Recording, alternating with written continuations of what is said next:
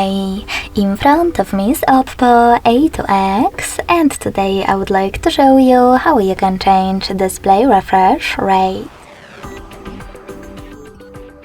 Begin by going into devices settings and scrolling down just a bit to access display and brightness. Following that, scroll all the way down and click on screen refresh rate. Now apply the best option for you by clicking on it. Auto select high or standard.